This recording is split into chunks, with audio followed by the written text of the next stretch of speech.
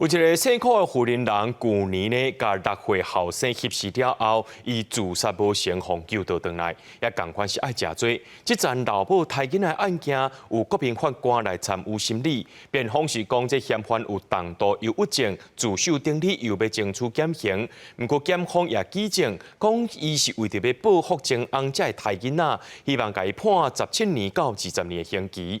专案伫今仔日宣判，这富人人互依照杀人罪判刑16年5个月。前北第一头一件由国民法官参审个案，也是全国头一件由国民法官参审的母亲抬囝案。被告是一名离婚过4劫的姓柯富人人，去年提出以枕头挟死6岁幼囝了后自杀求救，互检方以杀人罪起诉。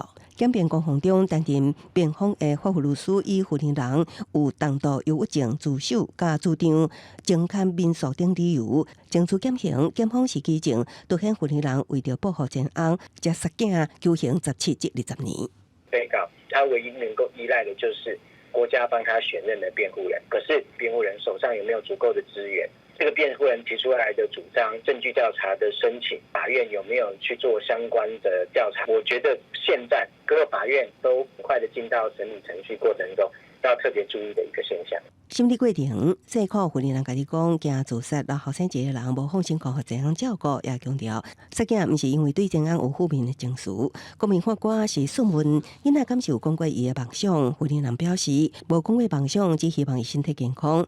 问到除了杀囝，敢有其他选择？富人人表示无。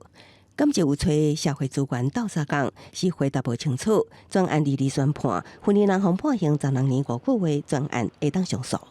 离婚后还是要继续当孩子的爸妈，你们没有办法当夫妻，但是你们还是要一起当孩子的爸妈。那怎么样的安排会是对孩子最好的？这件事情常常是需要专业人员协助的。过去也捌发生过爸母杀害囝儿的案件，社会团体认为囡仔是独立个体，爸母拢无权利因为婚姻问题夺走囡仔生命，强烈建议找找社会资源协助。记者综合报道。